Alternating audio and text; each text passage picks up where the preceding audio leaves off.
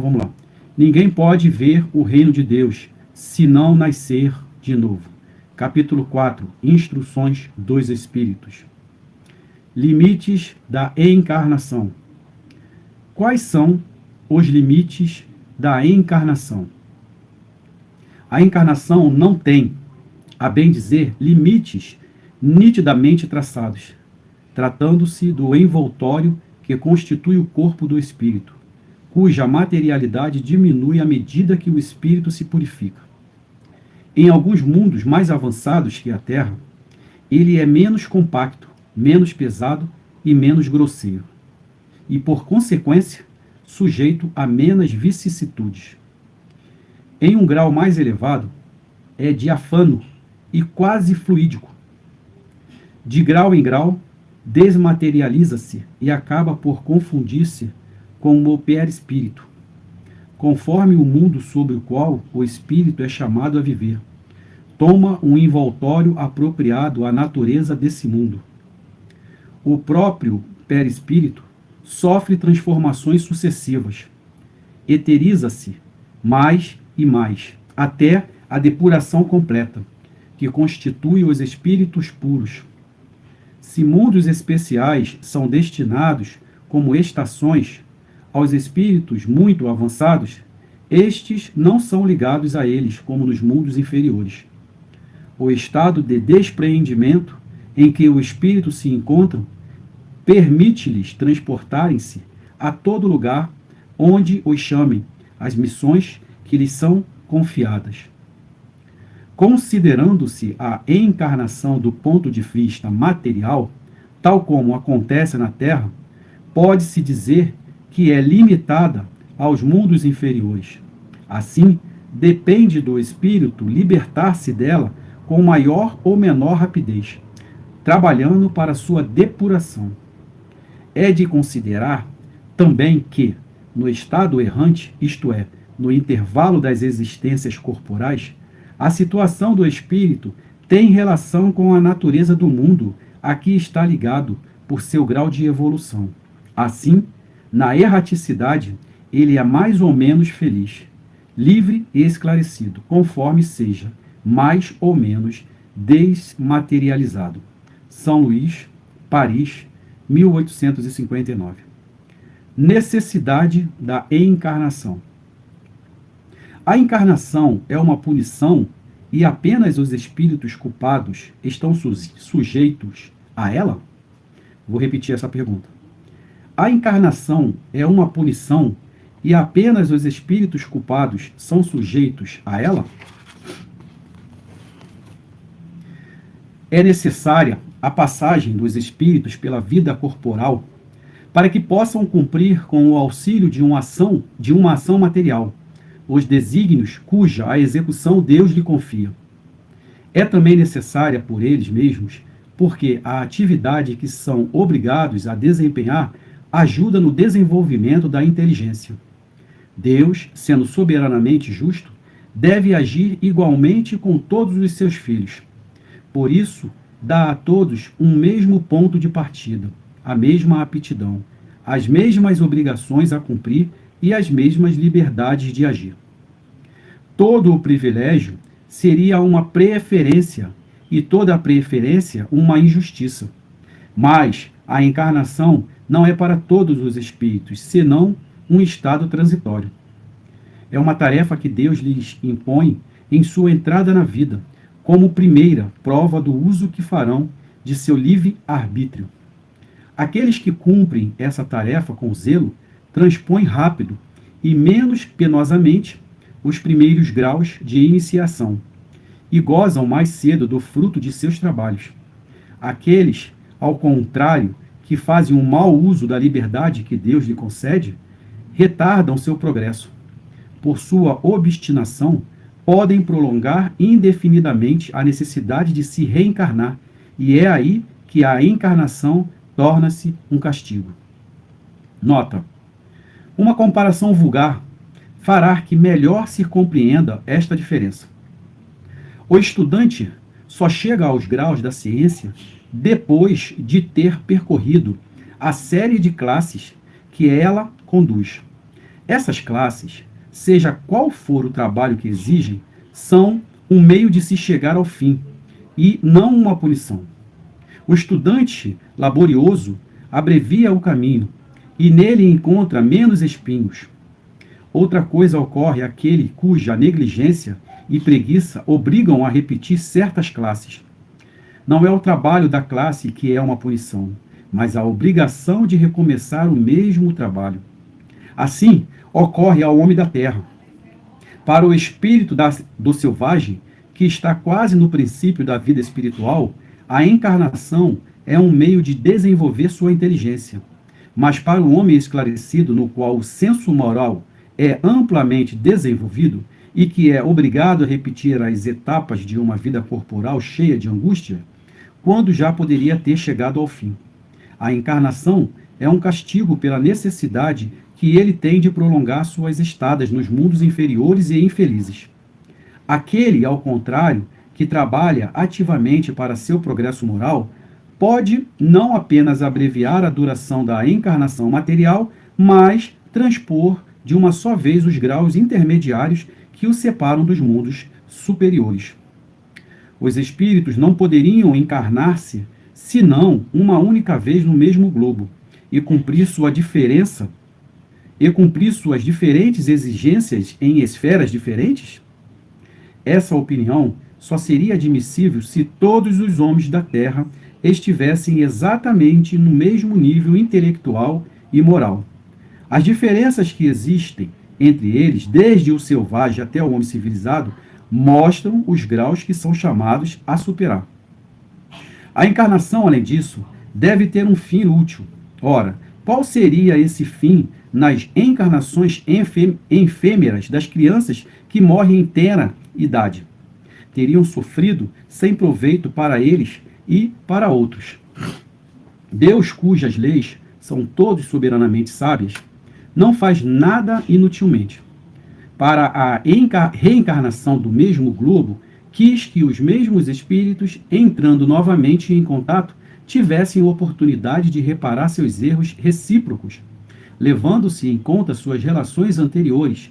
Quis, por outro lado, fundar os laços de família sobre uma base espiritual e apoiar numa lei da natureza os princípios de solidariedade, fraternidade e igualdade.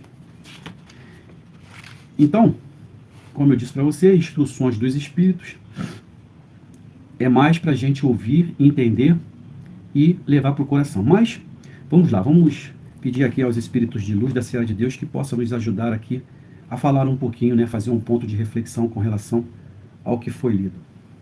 Primeiro, quais são os limites da encarnação? Né? Não tem limites para encarnar. Para quem acredita em encarnações, reencarnações, que é a volta do espírito em outros corpos, então, assim, para quem acredita, né, ela não tem um limite.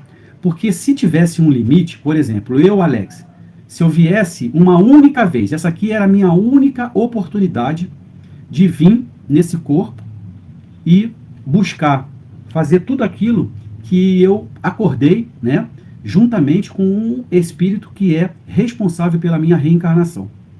Então eu teria, vamos dizer, só essa vida para reparar os meus erros.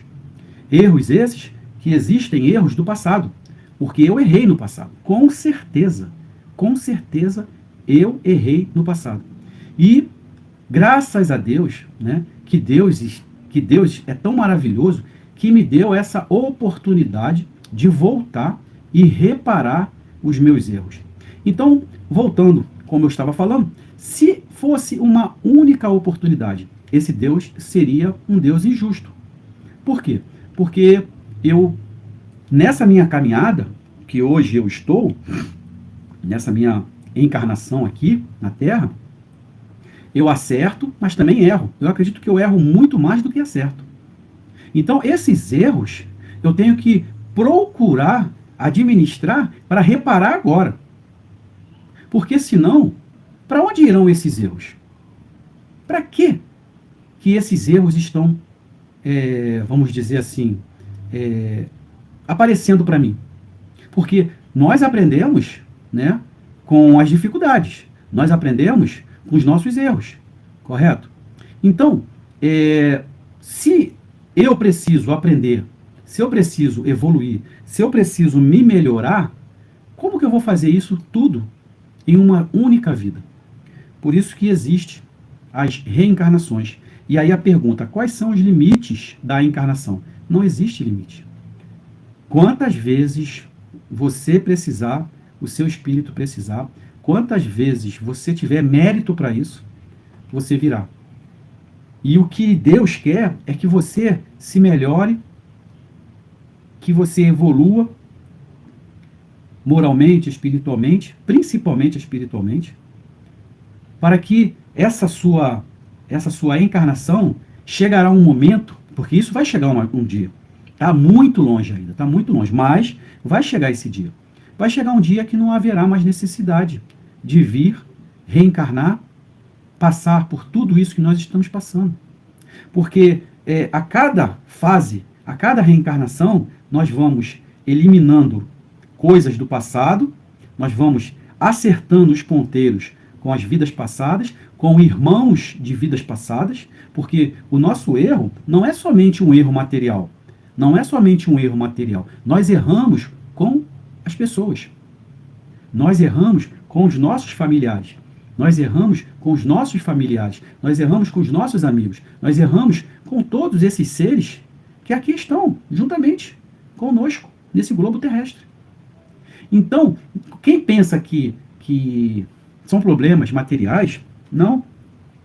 Os problemas materiais, ele fica até em quase em último caso. O que nós estamos aqui acertando são situações de vida para vida, de espírito para espírito. Por isso que nós reencarnamos, né? Nós temos uma família que nos recebe, e não é à toa que nós chegamos a uma família. Se você não chega na sua família, né? Se você não chega na sua família, vamos dizer que o que pode acontecer com você é quando você vier a ter um relacionamento, você namorar, ficar noivo, casar e construir uma nova família, aquela família que te recebeu, sem ser a sua mesmo, de consanguínea, ela está dentro da sua caminhada. Então, nós temos que aproveitar o máximo possível, a todo momento, a todo instante. Aproveitar esse momento que Deus nos deu.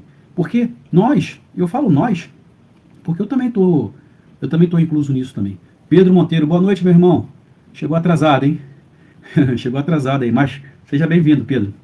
Então, assim, quando eu falo nós, o que acontece? Nós achamos que as coisas que acontecem, né, a gente não dá muita importância. E nós temos que mudar essa chave. Nós temos que começar a dar importância a tudo e a todos. Porque faz parte da nossa vida. Eu costumo dizer que Deus, ele dá uma página em branco para cada um de nós, todos os dias quando nós acordamos. E ali nós escrevemos as coisas boas e também as coisas ruins. Nessa página em branco, nós escrevemos mais coisas ruins do que coisa boa. Ah, Alex, mas o que são as coisas ruins? As coisas ruins é que você maltrata a pessoa, que você trata a pessoa mal, que você é uma pessoa mal educada, que você não pratica caridade. Então são várias situações, né, que nós, ao decorrer do tempo que nós acordamos até dormir naquele dia, por exemplo, hoje, se hoje eu perguntar para vocês, o que foi que você fez de bom hoje? Eu peço para você escrever no papel. O que foi que você fez de bom hoje? Mas é tudo. Você tem que fazer uma checagem desde a hora que você abre os seus olhos até na hora que você faz a sua oração e você vai dormir. Aí eu pergunto para você, o que foi que você fez de bom hoje? Vamos fazer um teste hoje? Vamos? Para a semana que vem a gente vê isso aí? Você que está assistindo hoje o nosso Evangelho, hoje, segunda-feira, você que acordou, vamos dizer, às 5 horas da manhã, você abriu os seus olhos, pegue uma folha em branco, escreva são 2 lados da folha, né? Em um lado, você bota lá em cima assim o texto, coisas positivas. E no verso, coisas negativas. E aí você vai escrever tudo que você fez hoje. Desde a hora que você abriu os olhos. Você deu bom dia para sua esposa, para o seu esposo? Você hoje, agradeceu a Deus quando você abriu os olhos pela sua vida, por você estar respirando, por você ter um teto, por você ter uma casa, por você ter uma família? Você agradeceu pela sua saúde? Então são esse tipo de coisa. Você foi mal educado com alguém? Então, coisas positivas do lado positivo, coisas negativas do lado negativo. Você vai ver que você errou mais do que você acertou. Você vai ver que você errou mais do que você acertou. Então, quando você detecta que você errou mais do que você acertou, os seus acertos, eles são computados. Beleza, está computado. Está lá, ó, belezinha. Agora, os negativos, eles não foram computados, porque eles não podem ser computados. Porque o negativo, ele não vai fazer você se melhorar, ele não vai fazer você evoluir, enquanto você não se redimir com os seus erros. Aí é onde entra Deus de novo. Deus vai te dar, na terça-feira, amanhã, uma outra folha. Uma folha em branco, que não, de um lado vai estar fatos positivos e do outro lado fatos negativos. Sendo que você já começa com os erros de ontem, de segunda-feira, para ser retratados. Então você já acorda terça-feira com erros que você cometeu na segunda-feira. Aí, vamos lá. Se Deus fosse injusto, o que ele faria com você? Ele não daria a você uma nova chance, uma nova página em branco. Ok? Mas ele é bondoso, ele é maravilhoso e ele vai te dar uma outra folha em branco. Sendo que essa folha de terça-feira vai conter os erros de segunda-feira. Os acertos já foram computados. Você não precisa fazer mais nada. Aquilo já foi computado. Agora, os erros precisam ser retratados. Assim funciona a nossa reencarnação. Assim funciona a nossa reencarnação. Deus, ele dá a oportunidade a todos nós. Volta e se retrata com aqueles algozes, com aquelas suas diferenças, com aqueles seus problemas. Não fala no próprio Evangelho segundo o Espiritismo, para que você possa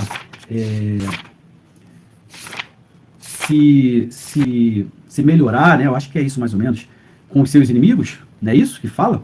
Né? Reconciliar-se com os seus adversários, está aqui, ó. Capítulo 10, bem-aventurados os que são misericordiosos. Conciliar-se com os seus adversários. Reconcilia-te o mais cedo com os teus adversários, enquanto estás a caminho com ele, a fim de que teu adversário não te entregue ao juiz, e que o juiz não te entregue ao ministro da justiça, e que não sejas aprisionados. Eu te digo em verdade, que não sairás de lá até que tenhas pago o último ceitil. Mateus capítulo 5, versículo 25 e 26. Então, nós estamos aqui hoje, como nós já estivemos no passado, para se reconciliar, para se melhorar. Só que seria fácil demais se Deus te desse toda essa oportunidade e você soubesse com quem você tem que se reconciliar. Aí é onde entra que nós estamos em uma escola. Em uma escola. E como é que funciona uma escola? Como foi dito aqui, né? Como é que funciona uma escola? A escola, né, o estudante só chega aos graus da ciência depois de ter percorrido a série de classes que a ele é conduzido. Então, é como se eu estivesse dentro de uma escola. O planeta Terra é uma escola. São várias escolas. O Brasil é uma escola, que tem os seus estados que são escolas, que tem os seus municípios que tem escola. Então, cada um está englobado, está dentro de uma escola. Correto? Você que mora no Rio de Janeiro, vamos botar assim, você mora no Rio de Janeiro, né, como a minha amiga Carla Cristina, que mora no Rio de Janeiro, mora em Duque de Caxias. Então, ela está numa escola em Duque de Caxias. Ok? Ela está numa escola em Duque de Caxias. Vamos colocar assim. Ela está no Rio de Janeiro, ela está no Brasil, ela está no planeta Terra. Correto? Está no planeta Terra, no Brasil, no Rio de Janeiro, em Duque de Caxias. Essa, aonde ela está, o Duque de Caxias, que é um bairro lá, uma cidade, é a escola dela. Então, o que acontece? Quando nós reencarnamos, nós temos a misericórdia de Deus de ter o véu do esquecimento. O que é o véu do esquecimento, Alex?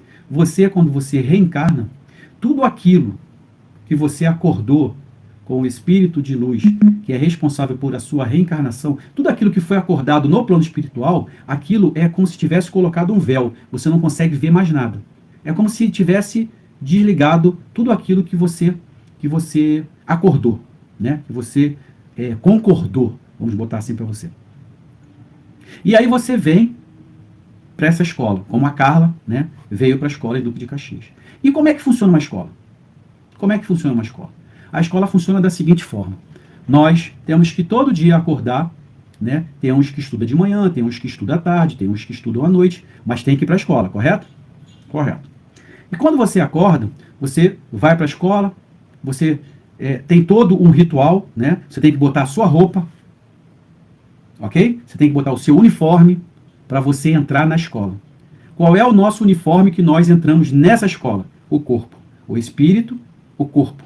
Isso, hoje, o que é o envoltório do espírito, o corpo, a roupa. É o nosso uniforme para entrar na escola.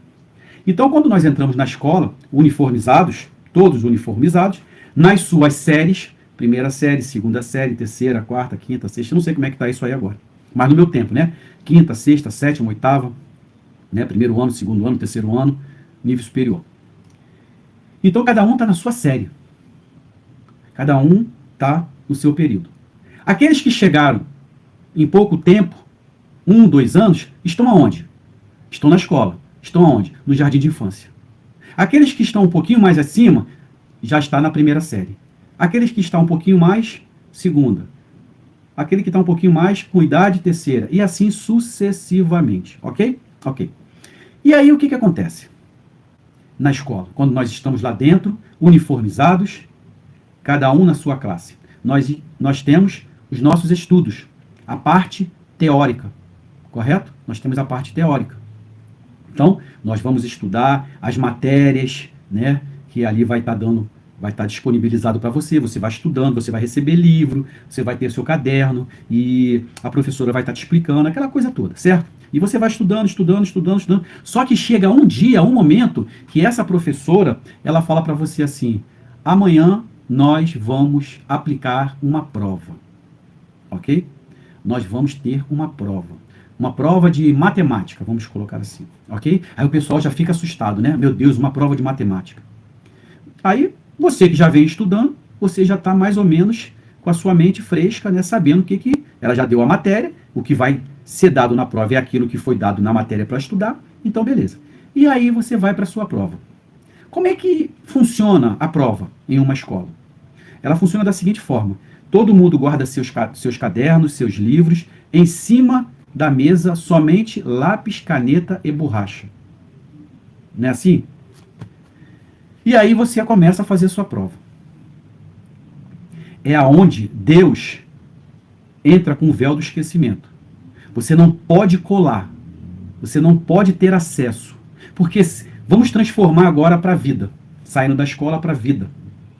Se eu sei que eu tenho que me acertar com Maria, que é a minha vizinha, vamos botar assim, o que eu vou fazer? Opa, eu sei que, olha, em vidas passadas eu errei com a Maria. A Maria veio, eu também vim, nós somos vizinhos. Vou aproveitar essa oportunidade, é agora. Aí eu vou lá, levo isso, levo aquilo, faço o favor. Isso é do coração? Não é. É a hora que você está colando. Na hora da prova, você não pode colar. Então, por isso que eu digo que o véu do esquecimento é para que você não saiba quem está ao seu redor, porque você precisa fazer a caridade, você precisa tratar as pessoas bem com amor, com carinho, com educação, com respeito. Não é por interesse. Ah, eu vou tratar você bem porque eu preciso me acertar com você. Vamos voltar lá para a folhinha em branco. Vamos. Lá onde está atos negativos. Aí eu vou olhar lá, Tratei o vigia do condomínio onde eu moro mal. Ele veio me perguntar alguma coisa, eu respondi ele de uma forma que eu não gostaria que fosse comigo. Isso é péssimo, mas já entrou pro negativo. Ok? Aí, o que vai acontecer? Eu vou pegar, eu vou me acertar com ele amanhã, porque eu sei, tá aqui.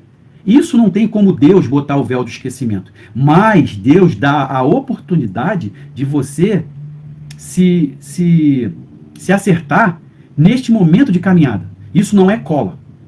Isso é determinação, isso é comprometimento. Isso é amor, isso é respeito, isso é fé, isso é carinho. Então eu vou lá, no outro dia, pô, seu José, me desculpe, ontem eu estava com a cabeça a mil, não justifica, explico, mas não justifica, mas eu estou aqui como sujeito homem para te pedir desculpa e eu te prometo que isso não vai mais acontecer. Você me perdoa? Você me desculpa? Não, tá tudo certo, Alex, beleza, fica tranquilo, beleza. Pum. Aquilo apaga. Aquilo apaga, porque eu fui perdoado. Quando eu olhar para a folha, aquilo já sumiu, porque eu tive a atitude de homem de ir lá e me reconciliar com meu irmão, de pedir perdão, de pedir desculpa, de ver que eu errei. Não é só você ver que você errou e você não fazer nada. Você tem que ver, você tem que saber que errou, ir lá e pedir desculpa, pedir perdão. Então aquilo apaga. É diferente do quando a gente vem de lá para cá. Porque se a gente fica sabendo do que está acontecendo, por isso que eu falo, o véu do esquecimento é de lá para cá. O que acontece aqui, agora, neste exato momento, não existe o véu do esquecimento. Existe o seu comprometimento, o seu amor, o seu carinho, a sua coragem, a sua determinação de você... Olha, errei, sou sujeito homem, vim aqui pedir perdão, pedir desculpa, prometo que isso nunca mais vai acontecer, e acabou. Finalizou. Então, para isso que Deus nos dá essas oportunidades, até que possamos nos melhorarmos. Aqui, ó. Os espíritos não poderiam encarnar-se senão uma única vez no mesmo globo e cumprir suas diferentes existências em esferas diferentes? Aqui está dizendo, eu poderia vir só nessa, cumprir aqui e partiria para uma outra esfera. O que é uma outra esfera? Um outro planeta, um outro plano. Na casa do meu pai existem várias moradas. Então não é só a Terra. Existem outras moradas. Então aqui ele está perguntando, os espíritos não poderiam encarnar-se senão uma única vez no mesmo globo, na Terra, e cumprir suas diferentes existências em esferas diferentes, em outras casas, em outros planetas? A resposta: essa opinião só seria admissível se todos os homens da Terra estivessem exatamente no mesmo nível intelectual e moral. E nós não estamos. Nós não estamos no mesmo nível intelectual e moral. Principalmente o moral. Principalmente o moral. As diferenças que existem entre eles, desde o selvagem até o homem civilizado, mostram os graus que são chamados a superar. Nós temos que superar isso. Enquanto não se supera, enquanto você não passa por essa fase, enquanto nós não passamos por essa barreira, nós vamos continuar a reencarnar aqui, a se acertar com o próximo aqui. A encarnação, além disso, deve ter um fim útil. Ora, qual seria esse fim nas encarnações efêmeras das crianças que morrem em tenra idade? Então, assim, aqui está fazendo uma pergunta. Qual seria o fim nas encarnações das crianças que morrem com 1 ano, com 2 anos, com 3 anos, com 4 anos? Por que dessa explicação? O espírito, ele precisa do tempo que ele precisa aqui na Terra para acertar aquilo que ele precisa acertar. Então, quem precisa passar por 1 hora, vai passar por 1 hora. Vai vir, vai nascer, daqui a 1 hora, 1 hora e meia, 2 horas, vai retornar ao plano espiritual. Quem precisa ficar aqui 11 anos, vai ficar 11 anos. Vai fazer... Esse tempo de 11 anos é o tempo que ele precisa para fazer aquilo que ele concordou no plano espiritual. Ele vem, faz e retorna. Quem precisa ficar 21 anos, como a Larissa ficou, vai ficar 21 anos, vai fazer o que tinha que fazer, vai fazer o seu papel, vai cumprir a sua missão e vai retornar ao plano espiritual. Para novas e novas reencarnações. E assim sucessivamente. Eu estou com 53. Eu não sei se eu vou com 60, não sei se eu vou daqui a 5 minutos, eu não sei se eu vou com 90, não sei. Não sei. Olha o que eu estou fazendo aqui hoje. Estou na frente de uma câmera, fazendo o evangelho, passando para vocês, o evangelho segundo o Espiritismo, dando a minha contribuição. Até quando? Não sei. Não sei. Até quando Deus achar que eu deva ficar aqui. Então é assim que funciona. As coisas... eu já ouvi bastante isso das entidades que falam que a vida é tranquila de se viver. Nós que dificultamos tudo. Porque quando nós chegamos aqui, nós estamos mais espiritualizados do que materializados. Então, até um determinado tempo, até 7 anos de idade, nós estamos espiritualizados. Nós estamos mais lá do que cá. Mais no plano espiritual do que aqui na Terra. Então, se piscar, a gente retorna. Porque a gente sente saudade. Mas conforme vai passando o tempo, 8 anos, 9 anos, 10 anos, 11, 12, 13, 15, 20, 30, nós vamos nos materializando. A chegar a um ponto que quando você fala da morte do corpo, do retorno para a verdadeira casa, você bate na madeira e isola. Não, Deus que me... tá maluco. Vem com esses papos de morte, não. Ué, vai todo mundo ir, vai todo mundo partir. Não vai ficar um para a semente. Só que nós estamos materializados. Por isso que eu falei que eu ouvi isso de uma entidade. A vida é tranquila, é fácil. Só que vocês que dificultam. Vocês buscam, procuram chifre em cabeça de cavalo.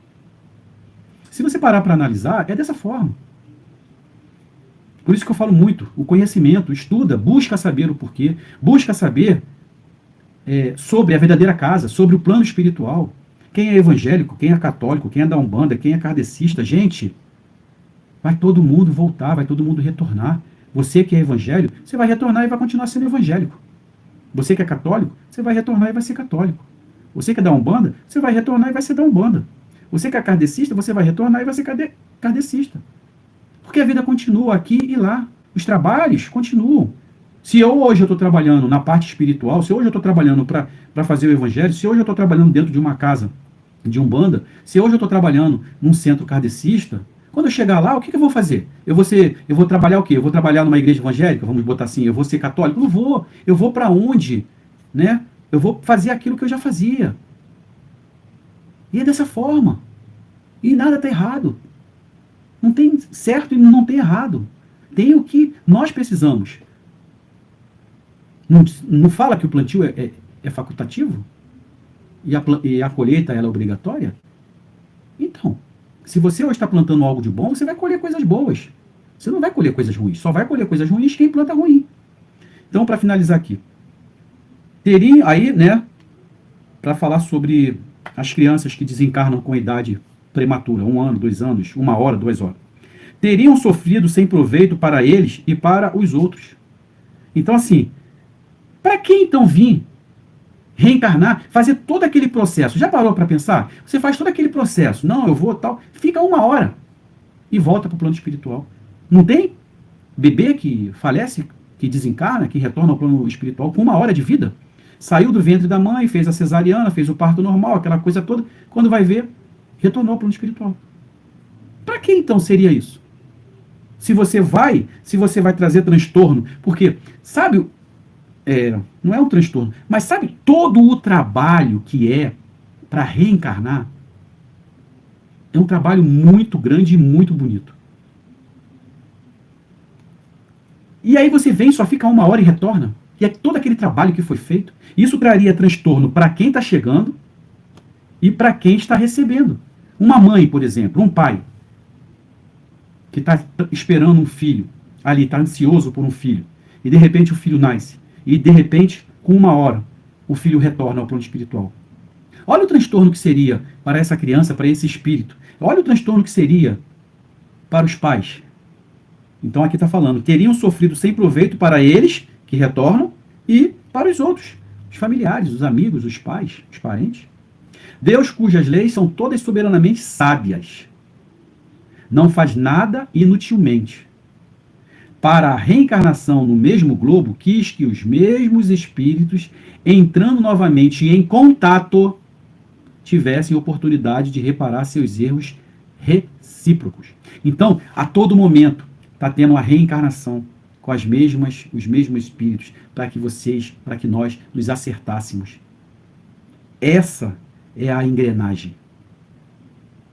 Quantas vezes, que eu não lembro, olha aí o véu do esquecimento, mas quantas vezes eu já reencarnei com a Larissa, com a Andréia, com a minha sogra, com o Felipe, que é meu sobrinho, com a minha mãe, com a minha irmã, com o meu pai, que já desencarnou. O meu pai verdadeiro já desencarnou, eu tenho um padrasto que é o meu segundo pai. Mas quantas vezes? Olha, essa oportunidade. O meu pai desencarnou. Eu tinha 11 para 12 anos, eu estou com 53 anos. Mas Deus é maravilhoso. Apareceu uma pessoa na minha vida, que é o meu pai agora também, o Adilson, que hoje cuida da minha mãe, que cuidou de mim, que cuidou da minha irmã, que hoje cuida da minha sobrinha, que hoje cuida do meu sobrinho. Então, olha como é que as coisas funcionam. Nós estamos, a todo momento, dentro de uma reencarnação, no mesmo globo, né? Com espíritos entrando novamente em contato, a todo momento. Né? Eu já ouvi dizer, né, que André e a Larissa, eles vêm mãe, filha, filha, mãe, mãe, filha, filha, mãe, mãe, filha, filha, mãe. Eu acredito. Quer uma prova? Nessa reencarnação, a Larissa, a minha perna tá ficando dormente. Ai, eu trabalhei hoje, levanta, abaixa, levanta, com a perna dormente. Então assim, vou ficar de lado aqui. Quer uma prova disso? A Larissa, eu já até falei isso aqui no canal, a Larissa nessa reencarnação era filha. Mas quem visse, quem olhasse, quem participasse da nossa vida, ela era mãe, porque ela cobrava da André. Onde você tá? Tá fazendo o quê? Não vai vir para casa, que não sei o quê. Você tá me entendendo? Ela trouxe isso de vidas passadas. E a Andréia, ela, né, respeitava, né? Já tô indo, que não sei o quê, tal, não sei o quê. Entendeu?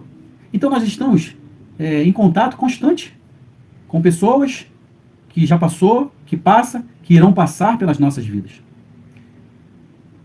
Tivessem a oportunidade de reparar seus erros recíprocos. Então, nós estamos a todo momento retornando a esse globo com pessoas que são pessoas que nós conhecemos, espíritos que nós conhecemos, em busca de reparar os nossos erros recíprocos, tanto meu quanto dele. Levando-se em conta suas relações anteriores, quis, por outro lado, fundar os laços de família sobre uma base espiritual e apoiar numa lei de natureza os princípios de solidariedade, fraternidade e igualdade. Olha o que fala.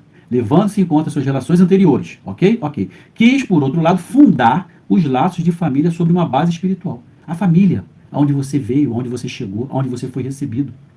E apoiar numa lei da natureza os princípios de solidariedade, ser solidário, fraternidade e igualdade. Então é isso que nós devemos fazer. É isso que nós devemos aproveitar.